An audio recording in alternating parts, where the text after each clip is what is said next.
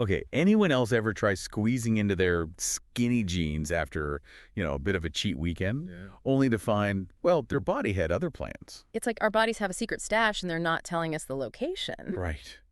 But guess what? All those frustrating experiences trying to figure out why we gain weight in certain areas, there's actually a fascinating reason. And that, my friends, is exactly what we're diving into today. Oh, The wild world of fat distribution. we're going deep. We are. And we've got this super interesting article from Spavelous that breaks it all down. Turns out where our body stores fat is not as random as it seems. Nope, not random at all. There's a whole science behind it. And get this, understanding this can be seriously empowering, like actually help us make healthier choices. 100%. It's true. So let's unpack this, shall we? This article talks about apple and pear shapes. Classic, right? Right. Pretty straightforward, yeah. Yeah, totally. And when we say apple, we're talking about carrying more weight around the midsection, like picture an apple. Make sense? And then pear shape. You guessed it. Hips, thighs, maybe a little extra junk in the trunk. But here's where it gets really interesting. These shapes, they're not just about how our clothes fit, they actually impact our health. Wait, hold on. So you're telling me where my body decides to store, say, a few extra cookies can actually make a difference health-wise? You got it. Research shows that the apple shape, what we call android fat distribution, it's linked to some, well, higher health risks, especially when we're talking about metabolic health. Okay, now you've got my attention. Metabolic health, tell me more. What exactly does that even mean? So it all comes down to something called visceral fat. Visceral fat. Yeah. Sounds scary. Right. It's actually not as bad as it sounds. It's just the type of fat that hangs out around your organs deep inside, your abdominal cavity. And listen, we need some visceral fat. It's important for insulation, protection, all that good stuff. But too much of it, well, that can lead to some problems. So it's like that saying, too much of a good thing. Exactly. Gotcha. But why is visceral fat considered riskier than, say, the fat we might see on our hips or thighs? What makes it so different? That's a great question, and this is where it gets fascinating. Yeah. This type of fat, visceral fat, it's metabolically active, Okay. which means it's constantly releasing substances that can trigger inflammation throughout the body. Oh, I've heard inflammation is bad news. It can be, especially if it's chronic. It's like this slow burn happening inside that can increase the risk of all sorts of health problems down the road. We're talking heart disease, type 2 diabetes, the works. Wow, okay. That makes the whole apple-shaped thing make a lot more sense now.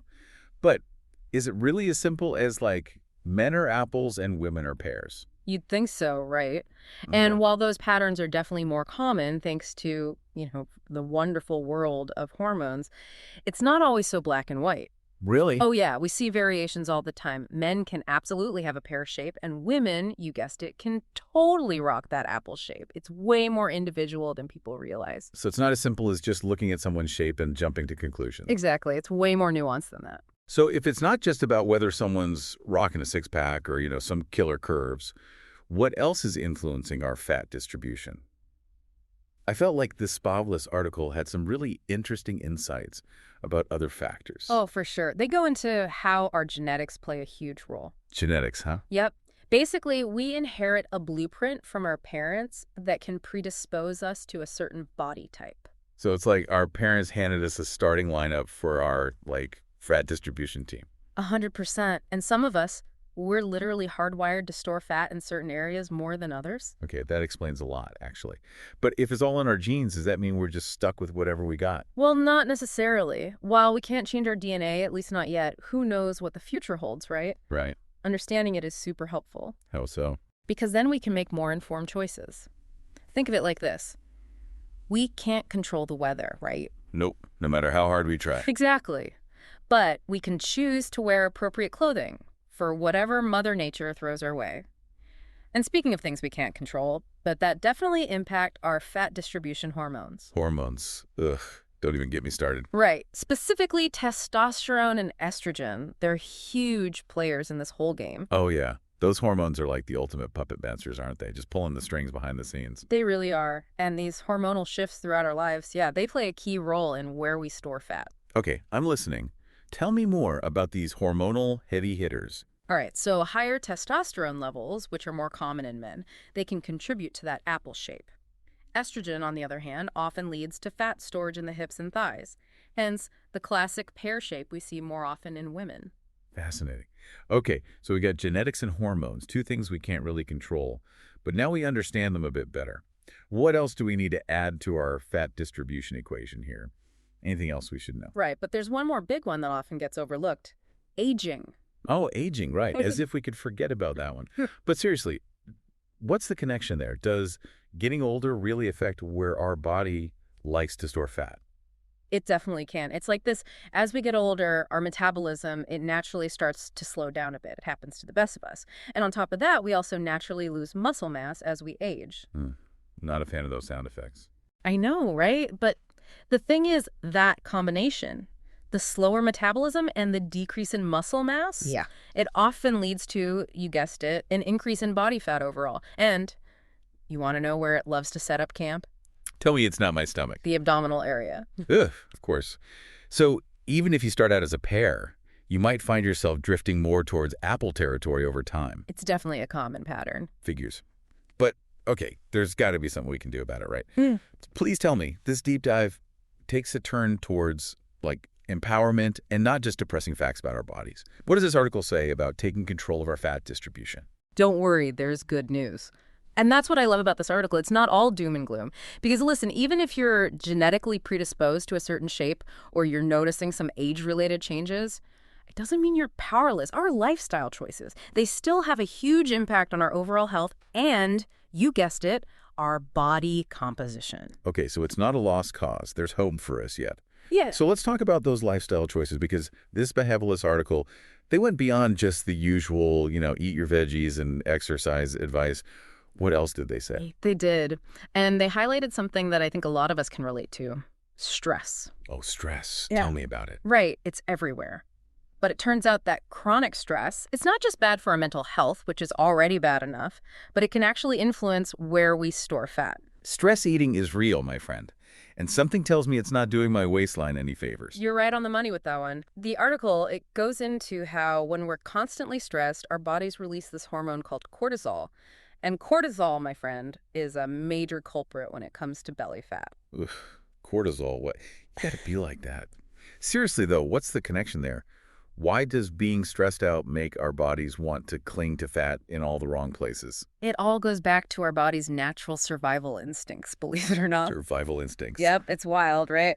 So cortisol, its job is to help us cope with threats. The problem is, in this day and age, like with everything we're juggling, we're often dealing with low-level chronic stress that keeps those cortisol levels way too high. So it's like our bodies get stuck in this constant state of fight or flight mode. Oh, always on alert, ready to run from something. Exactly. And in that state, our bodies, they want to hold on to energy, store it as fat, just in case we need to, outrun a saber-toothed tiger or something. Even if the only thing chasing us is like a to-do list a mile long. Right.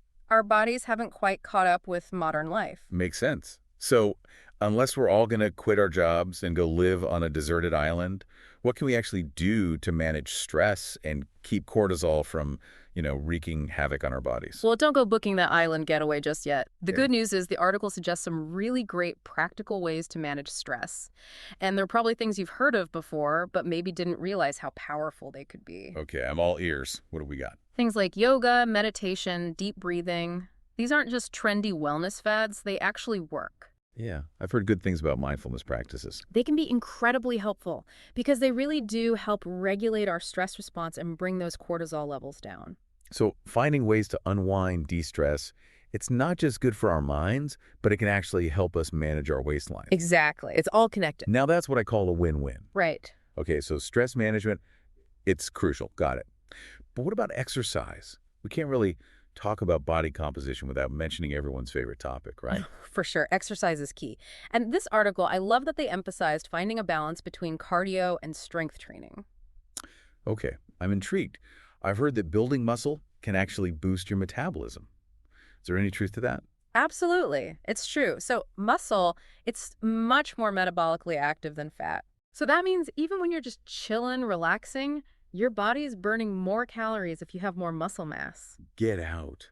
So I can actually burn calories while binging Netflix. This just keeps getting better and better. Well, don't ditch all your healthy habits just yet. But it does mean that building muscle can give your metabolism a little boost. Love it. Okay. Sign me up for that. Plus, strength training. It's not just about burning calories. It helps us sculpt and tone our bodies, which, let's be honest, can be a nice little confidence booster no matter what your shape is. 100%. Feeling good in your own skin is what it's all about. Exactly. But before we all ditch our running shoes and sign up for, like, a powerlifting competition, what did the article say about cardio? It's still important. Right. Oh, absolutely. Cardio is so important for heart health and, our overall well-being. We need it. But the key is finding activities you actually enjoy doing. Makes sense. Because if you hate it, you're not going to stick with it. Right. And remember, it's the things we can do consistently, those sustainable habits, that make the biggest difference in the long run. It's about finding what works for you, not what looks good in an Instagram post. Preach. And speaking of sustainable changes, I love that this article talked about non-scale victories. Tell me more about that, because I feel like that's something people don't talk about enough. They're those amazing health wins we experience that go way beyond that number on the scale. Right. Like those moments you suddenly have the energy to, like, chase your dog around the park without feeling winded, or you finally crush that HI class and you don't, almost pass out. Yes, exactly. It's about shifting our focus to how we feel, how our clothes fit, our strength, endurance, like all those amazing positive changes that are happening that might not show up as, a dramatic weight loss on the scale. I love that. It's about Yeah. feeling good in your own skin, which I think is something we can all get behind. 100%. And you know what else I thought was super interesting? What's that? This article, it made this really interesting connection between understanding our own fat distribution and actually getting to the bottom of some common health concerns people experience. Okay, now that you mention it, I do remember reading something about that. So, like, if someone's been struggling with a certain health issue, knowing more about their fat distribution could, like, help them figure things out. It's definitely possible. It's not about, self-diagnosing or anything, but it's about having that knowledge so you can have more informed conversations with, your doctor or healthcare provider. Oh, that's such a good point. Information really is power. The more we understand our bodies, the better we can advocate for our own health. 100%. And that's what I love about these deep dives, It's all about empowering ourselves with information so we can make choices that truly support our overall well-being. It's not about, like, judging our bodies or striving for some, unattainable ideal of what we think we should look like. Oh, for sure. And that's so important to remember. It's about understanding and working with our unique shapes and, our tendencies. Yeah. Because everybody is different. And that's amazing. It really is. It's about embracing our individual journeys and celebrating every single step we take toward a healthier, happier us. Couldn't have said it better myself. Well, on that note, as we start to wrap up this deep dive into the fascinating world of fat distribution, what's, like, the one key takeaway you really hope our listeners are walking away with today? Ooh, good question. I think for me, if I had to pick one thing, it would be I hope they're walking away feeling empowered, not overwhelmed, Yeah. because fat distribution, it's complex. We've learned that today. It's this whole combination factor. Some we can control, some we can't. But going back to what you said, knowledge is power. And understanding these factors, even the ones we can't change, it allows us to make informed decisions that support our own unique health journey. Beautifully said. Mm. It's a journey, not a race, right? Yeah. And there is no one-size-fits-all approach. So be kind to yourselves, celebrate those non-scale victories, and remember, you're already rocking your own unique shape in all its glory. Yes. Love that.